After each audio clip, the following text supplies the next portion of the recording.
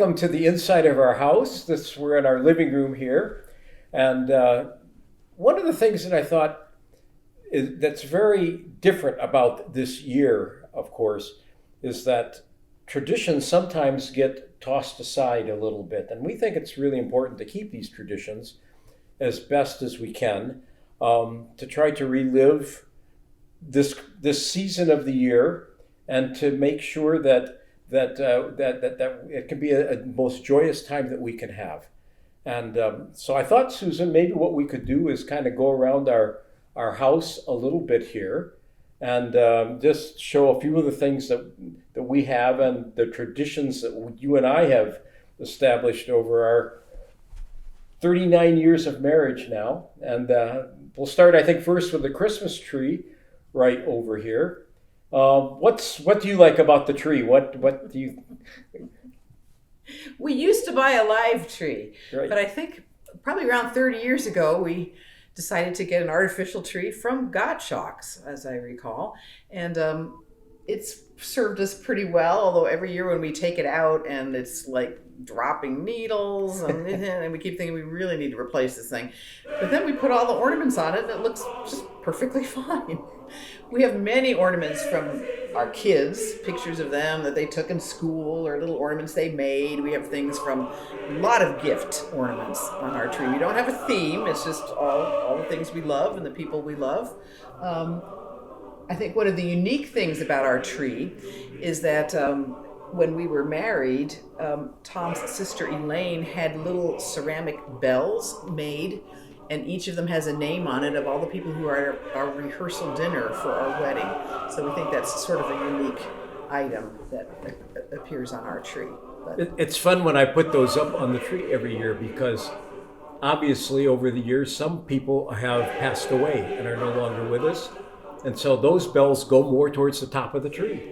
And Susan and I are set in the middle, and then our friends and other family members who are still here are in there with us. It's one of the unique things about this Christmas tree that we really love. And the tradition of having it in this place, it's been in this place for many, many years.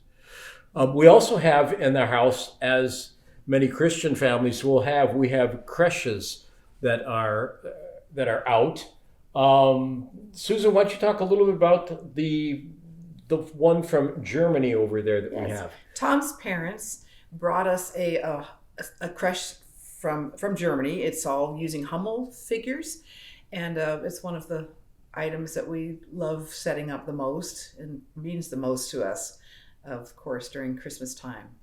But we have another interesting creche that I think I'll let Tom talk about. Our little cardboard number over there. Right. It is a cardboard number, but it's the creche I grew up with in Toledo, Ohio. It's the creche my parents had when I was a child, and my mom always put it out in the dining room area on a table there. And she was always continually mad at me because I would come and move the figures around. She had it set the way she wanted to have it. And I would come and play with the figures and move them all over the place. And then she'd come back and put them back in the original place. And of course, I came back. And one other interesting, funny story about that creche is that when I was two and a half, yes, I got a hold of the baby Jesus in the creche.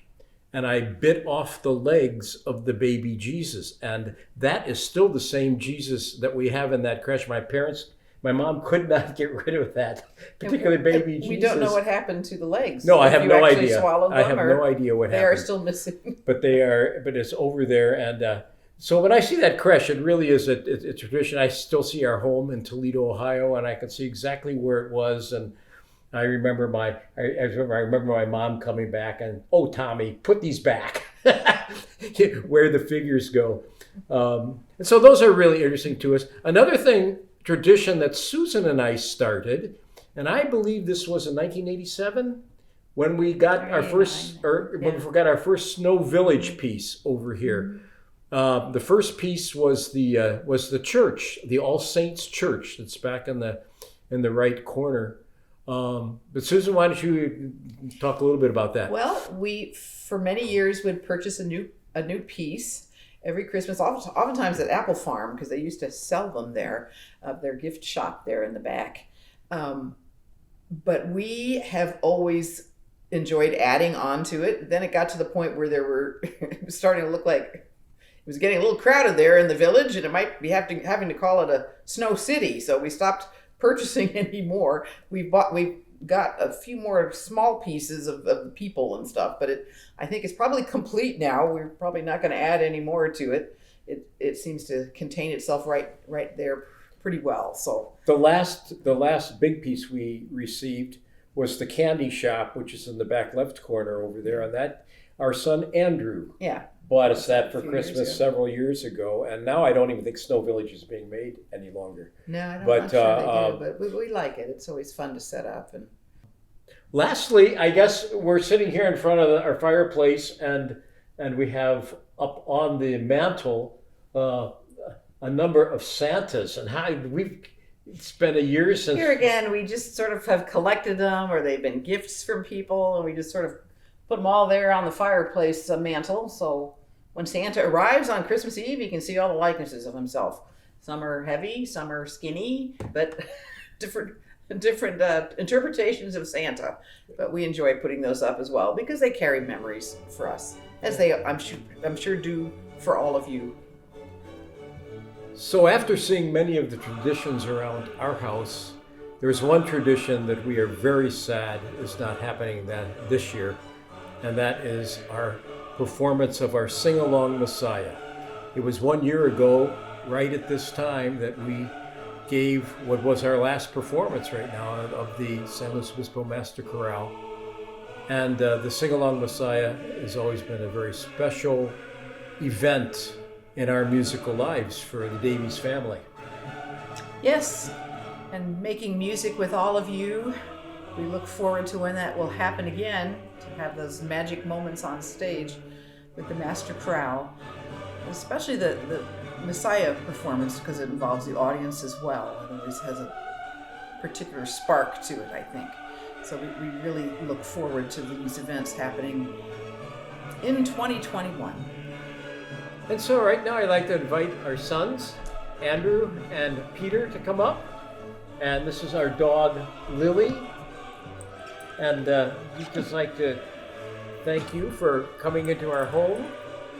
It's been wonderful to have you here with us to share our traditions. And we as the Davies family wish you all a happy Hanukkah, a Merry Christmas, and a Happy New Year. We wish you a Merry Christmas. We wish you a Merry Christmas. We wish you a Merry Christmas and a Happy New Year.